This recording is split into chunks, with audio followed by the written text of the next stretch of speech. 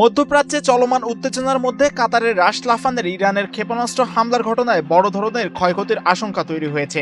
এই ঘটনার প্রভাব এখন সরাসরি পড়তে পারে দক্ষিণ এশিয়ার দেশগুলোতেও, বিশেষ করে বাংলাদেশ, পাকিস্তান এবং ভারতে।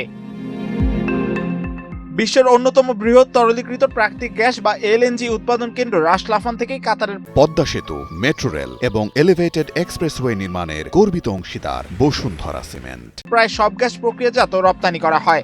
সাম্প্রতিক হামলায় এই গুরুত্বপূর্ণ স্থাপনার কার্যক্রম ব্যাহত হওয়ায় বৈশ্বিক জ্বালানি সরবরাহে বড় ধরনের অনিশ্চয়তা দেখা দিয়েছে। বিশেষ করে যেসব দেশ কাতারের গ্যাসের উপর ব্যাপকভাবে নির্ভরশীল, তারা সবচেয়ে বেশি ঝুঁকিতে রয়েছে।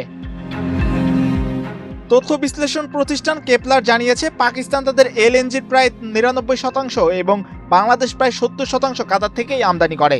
অন্যদিকে ভারতের প্রায় ৪০% এলএনজি চাহিদাও এই উৎসের উপর নির্ভরশীল। ফলে সরবরাহে বিঘ্ন ঘটলে বাংলাদেশ সহ এই সকল দেশে বিদ্যুৎ উৎপাদন মারাত্মকভাবে ব্যাহত হতে পারে। বিশেষজ্ঞদের মতে এর ফলে বিদ্যুৎ সংকট, শিল্প কারখানায় উৎপাদন হ্রাস, এমনকি সামগ্রিক অর্থনীতিতে নেতিবাচক প্রভাব পড়তে পারে। ইতিমধ্যে গুরুত্বপূর্ণ হরমুজ প্রণালী কার্যত অচল হয়ে পড়ায় পরিস্থিতি আরও জটিল হয়ে উঠছে।